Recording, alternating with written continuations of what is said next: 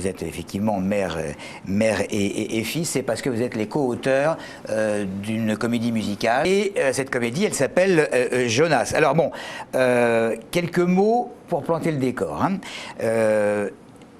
La comédie, elle est donc basée sur Jonas. C'est une sorte de prophète biblique, c'est ça? Oui, oui. Bon, mais alors, petite question que je me suis immédiatement posée. Il y avait quand même des héros plus importants dans l'Ancien Testament que Jonas, que en petit, non? Oui, on peut dire ça. Seulement, moi j'ai toujours été frappée par le fait que le Christ dit de signes, vous en voulez, vous n'en aurez pas d'autre que celui de Jonas. Alors je me dis, si lui, il dit que c'est le plus grand, peut-être que je me pose la question, comment il est grand? Voilà. C'est la question que je me suis posée. Il est appelé à aller à Ninive et c'est la puissance, c'est l'Irak aujourd'hui. C'est-à-dire une ville extrêmement puissante, avant d'être décadente, mais puissante, et fondée sur l'exclusion, c'est-à-dire elle déteste les étrangers. Voilà. Et la pauvreté. Et la pauvreté. Et donc Jonas, qui est israélite, hein, il est juif, Dieu l'appelle à aller dans cette ville, il dit jamais. Alors là, plutôt mourir, d'ailleurs, y aller, c'est mourir. Et donc tout le travail, ça va être pas de le contraindre, mais de l'amener peu à peu à aller jusqu'à Ninive, dire à cette ville, si vous ne changez pas, si vous continuez, vous allez, au fond, vous autodétruire, parce que quelle est l'humanité qui, en se fermant à elle-même, à l'autre, n'implose pas, ne se détruit pas. Alors justement, Étienne, c'est pas lourd à porter, ça, quand même? Non, parce que moi, ce que je trouve de très bien, et on le voit avec les jeunes, que ce soit les enfants, les adolescents, les lycéens, parce que c'est un spectacle vraiment qui touche tout le monde, c'est qu'il a un côté absolument pas moralisateur. Il est très incarné, Jonas. Et il présente une figure de quelqu'un qui n'a pas qu'un sale caractère. Il est juste là pour sauver sa peau, parce que aller à Ninive, c'est aller à la mort. Donc c'est pas dur à porter, parce que je trouve que c'est très actuel. C'est Jonas, c'est nous face aux grandes questions. Comment je suis par rapport à l'autre, est-ce que je vais décider d'aller à l'affrontement ou au contraire tenter de négocier, de parler, vouloir construire au fond, vouloir pardonner, créer la paix autour de soi. Je pense qu'on a besoin aujourd'hui d'artisans de paix. C'est curieux parce que à vous deux, vous avez dû prononcer au moins 9 fois le terme paix. Mais c'est le centre. Le message de Jonas, c'est la paix. Il n'y a pas autre chose à dire de Jonas, en fait. Oui, parce qu'en hébreu, Jonas, c'est Yona. Oui. Et Yona, c'est la colombe. Elle est donc le signe de la paix. Alors c'est donc une formidable parole sur la paix, une paix pas facile, une paix qu'il faut mettre en œuvre, qui s'échappe, qui est toujours fragile, mais au fond qui est la réponse à l'humanité. Si nous n'arrivons pas à construire la paix, nous allons dans le mur, non? Moi j'ai eu 18 ans en mai 68, donc j'ai cru à tous les prophètes de mon époque. Hein, c'est plus jeune. C'est gentil, j'aurais pas dû le dire.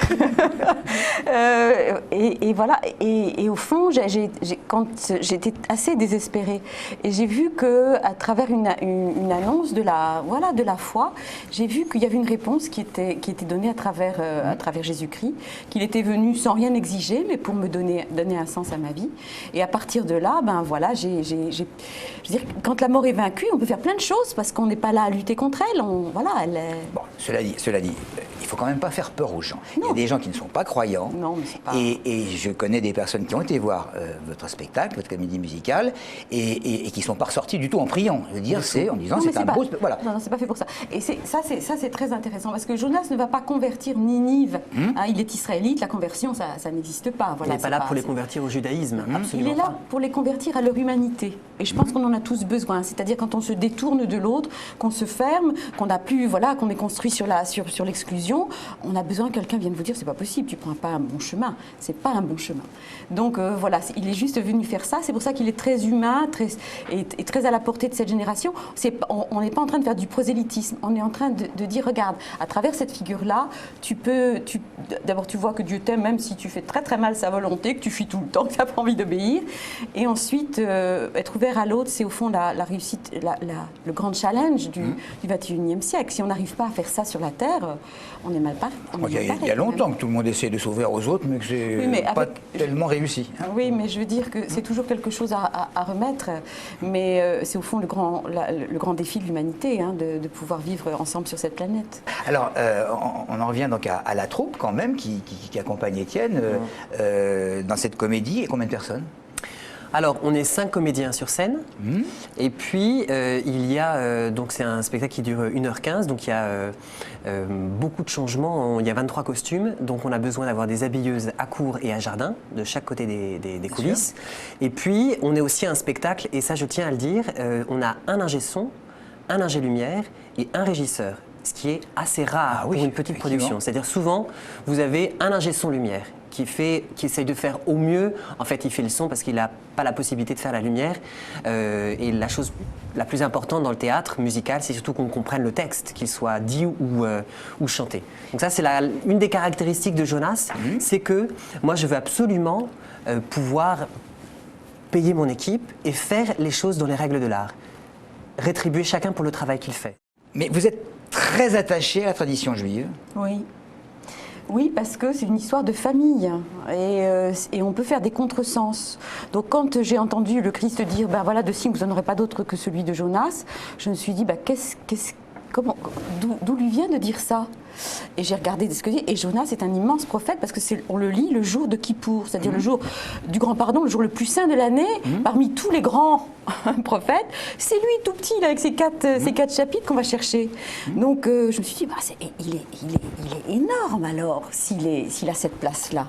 Donc, et puis après j'ai été voir chez les musulmans, et chez les musulmans il a converti Ninive, hein, bon, c'est-à-dire il a sauvé la vie. Et Ninive, c'est l'Irak, c'est Mossoul. Oui. Donc il est très important pour eux. Je me dis tiens, on est d'accord sur quelqu'un. Bon, c'est pas si fréquent.